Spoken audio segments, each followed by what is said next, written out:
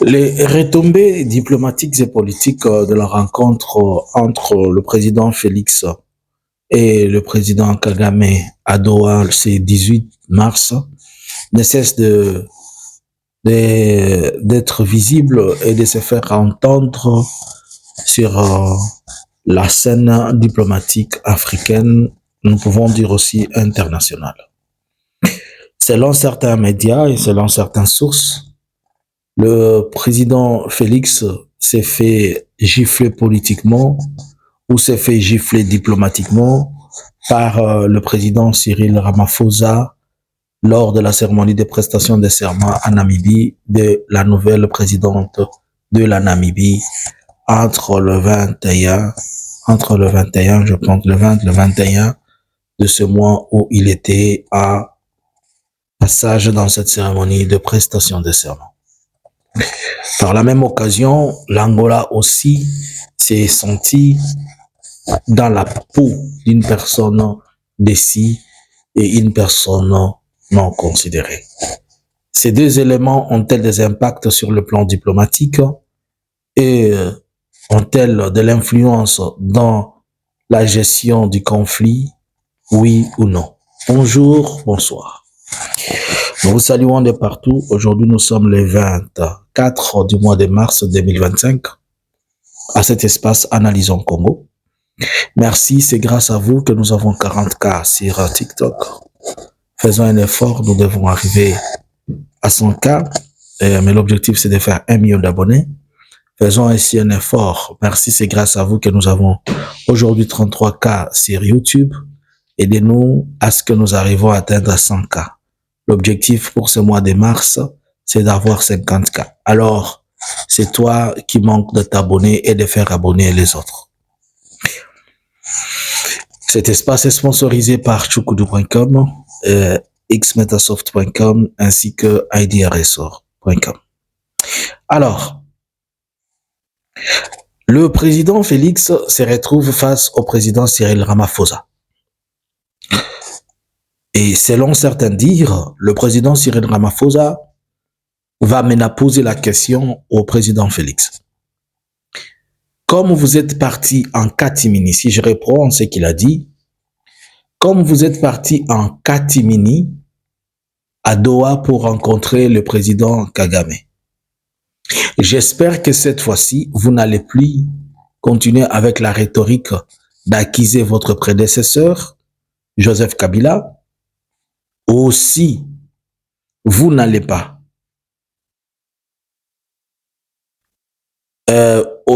aussi, cela vous permet à ce que vous puissiez assumer désormais vos choix et les erreurs de vos responsabilités. Quant à nous, nous gardons notre distance et nous observons à distance ce que vous êtes en train de faire. Point de citation ou bien full stop. Cette façon de parler, cette manière n'est pas un recadrage, mais une gifle en pleine figure diplomatiquement. C'est comme si le président Cyril Ramaphosa réalise et il dit « Zoua », puisque si nous devons revenir à l'histoire, nous devons revenir à cette chose. Entre le 27, entre le 28, le 30, le 1er février, il y avait de très grandes tensions entre l'Afrique du Sud et le Rwanda. Des tensions diplomatiques qui ont pris des ampleurs internationales. On était à 2 pas d'une confrontation militaire entre l'Afrique du Sud et le Rwanda. On était à 2 pas de cela. Mais ça a échappé de justesse. Donc maintenant, le président Cyril Ramaphosa réalise que s'il était entré directement en conflit avec Kagame, il se serait trompé puisque, il se serait trompé puisque c'est lui pour qui il devait au moins penser et croire qu'il est en train de faire, de se battre ou bien de protéger, c'était en réalité une personne qui est trop versatile et qui ne cesse de mettre juste cogner les têtes de certaines personnes. Plusieurs fois, Kagame l'a dit qu'il est arrivé à mettre les songi-songi, comme on peut le dire, entre plusieurs présidents. Et il a fait que dans l'EAC, il a divisé certains des présidents de l'EAC. Et ici, l'Afrique du Sud réalise que il devait entrer directement dans un conflit qui devait aussi avoir des connotations internationales, puisque si l'Afrique du Sud devait attaquer le Rwanda, ce n'est pas à dire qu'ils ont des frontières, ils devaient l'attaquer sur plusieurs fronts, par exemple sur le front économique ou bien sur le front militaire. Et si, par exemple, l'Afrique du Sud avait lancé une missile sur Rwanda, aujourd'hui, nous serons en train de parler de certaines réparations graves. Donc, une petite faute de jugement diplomatique et l'incompréhension pourrait amener et résulter à des choses trop importantes. Mais celui qui a fait ça, le voilà maintenant, l'Afrique du Sud qui a pris son côté, qui a pris la part dans cette situation. On voit le monsieur, nuitamment, il se cache et il va rencontrer Paul Kagame. Pourquoi donc nous, les Sud-Africains, nous nous sommes embarrassés? Et pourquoi les Sud-Africains sont morts au Congo?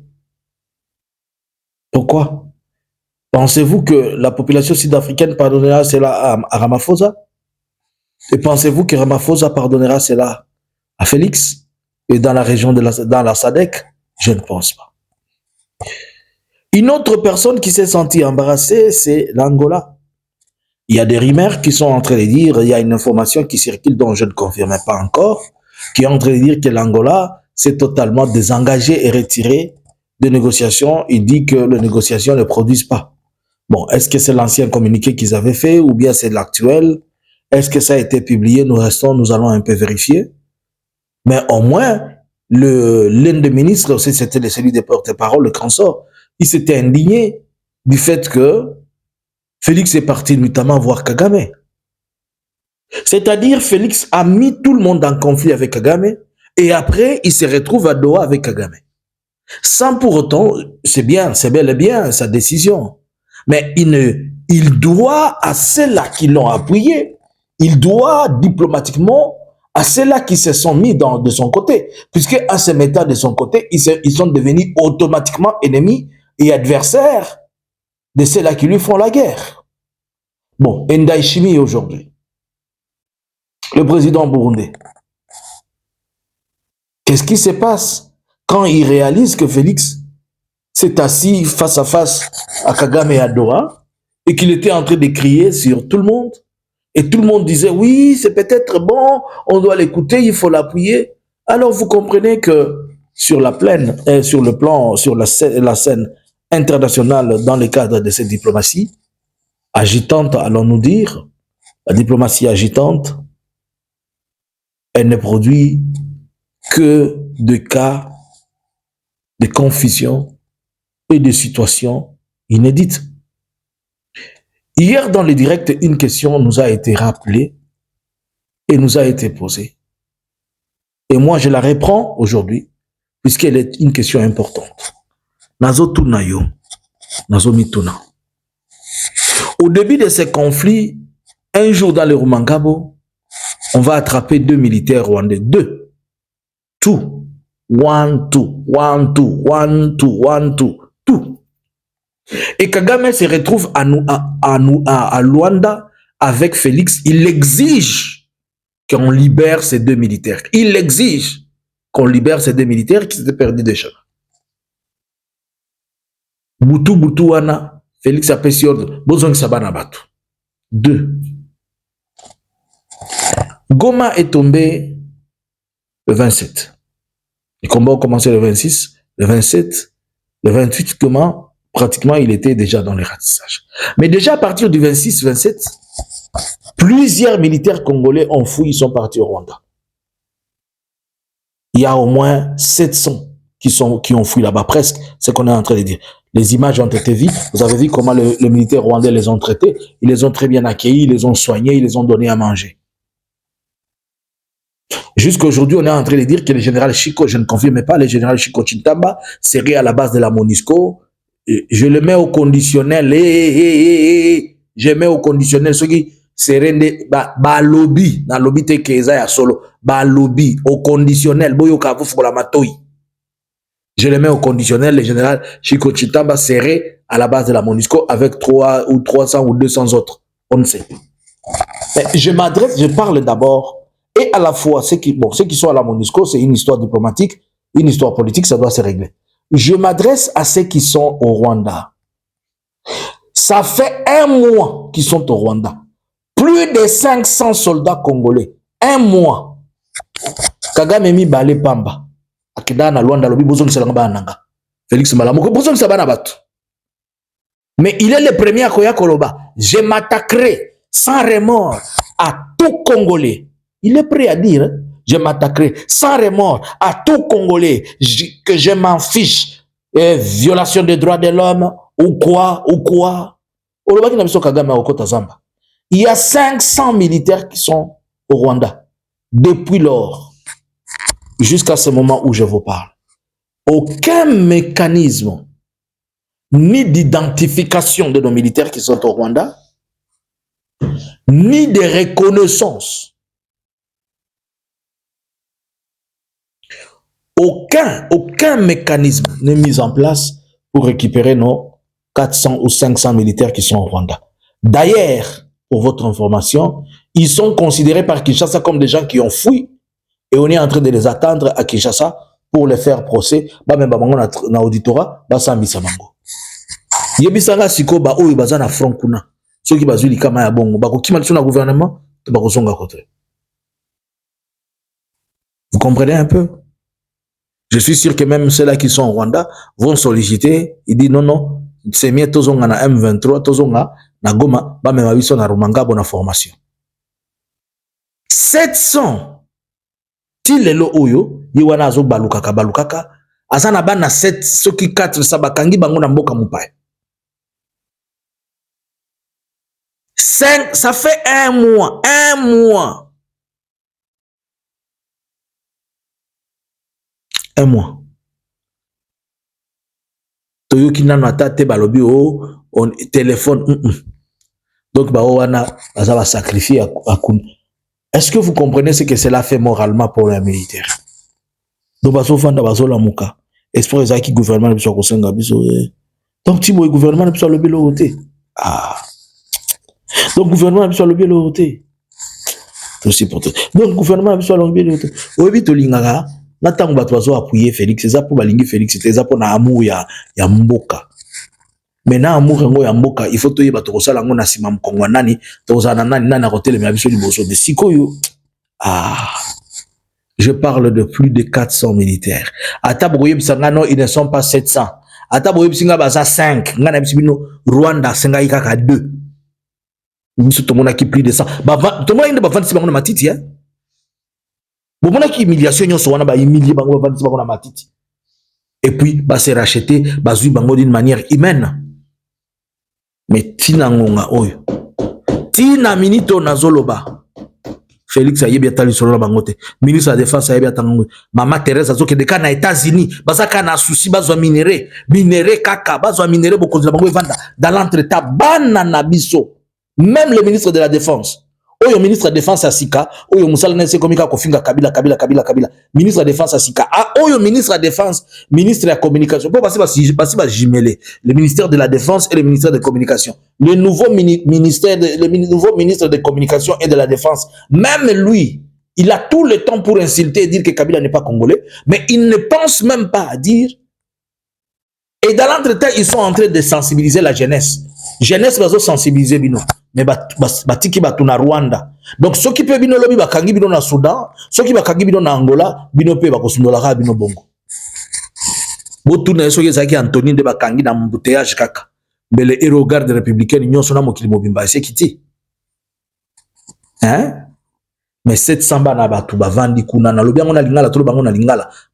Il y a 700 plus de 700 militaires congolais qui ont été arrêtés depuis qui n'ont pas été arrêtés, ils ont fui, ils ont traversé au Rwanda depuis la prise de Goma. Goma est tombé le 26 janvier. Nous sommes aujourd'hui au mois de mars. Ça va faire 2 mois qu'ils sont là.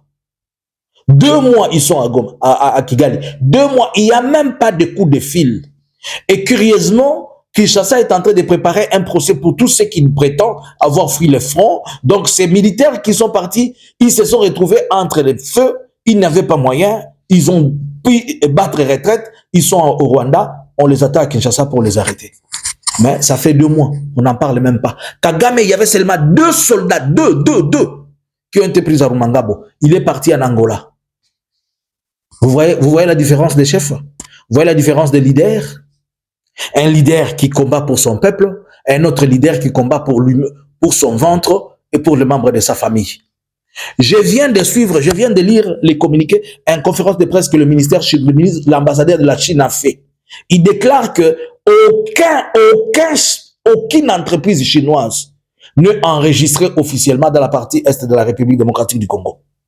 Il était en train de répondre à ces accusations dont on parlait au mois de décembre 2024 de 66 chinois qui ont été arrêtés et puis transférés à Kinshasa. Selon eux, il est dit que tous ces Chinois qui étaient là, ils travaillaient pour le compte des entreprises familiales propres du président. C'est-à-dire pour Félix, pour Maman Denise, pour Christian et les restes. Et on a mis sous couverture les Chinois. C'est pourquoi ils n'avaient pas de papier, ils n'avaient pas quoi. Et à tout moment, on les renvoyait à Kinshasa. Et Kinshasa, après, ils nous distrayaient puisque on les a attrapés avec soit 10 kilos d'or, avec 800 000 $ cash. L'ambassade de la Chine dit, il ne reconnaît personne. Ce sont des individus qui sont venus pour un business individuel, mais ils ne sont pas enregistrés ni reconnus par l'ambassade de la Chine. Vous comprenez? Vous comprenez alors pourquoi la frontière ne se fermait pas? Vous comprenez alors pourquoi jusqu'aujourd'hui l'Ouganda est en train d'entrer chez nous, mais on ne ferme pas? J'ai posé la question de savoir quel est le business qui se passe entre Museveni et Félix, le business d'or. Ils font quoi dans cette tronçon-là? Pourquoi l'Ouganda a l'audace de venir prendre la frontière d'un pays? Il l'ouvre et il fait entrer ses militaires à la vie et aussi de tous. Il viole l'intangibilité du territoire. Mais on n'a pas encore demandé à l'Ouganda de respecter l'intangibilité du territoire congolais. On demande seulement au Rwanda. Pourquoi? Qu'est-ce qui se passe? Vous comprenez? Vous connaîtrez la vérité et la vérité vous affranchira. Oboya, Olinga, Oyeba Semo. Attends, ce qui n'est pas dans l'esprit de vérité, c'est Jésus-Christ. Il plane sur la RDC. A Kofungolana Bisika Nyonso, Yamabe Ezali, et les faux et les vrais. Tout remontera à la surface. La Bible dit, ton péché t'atteindra. Que Dieu vous bénisse.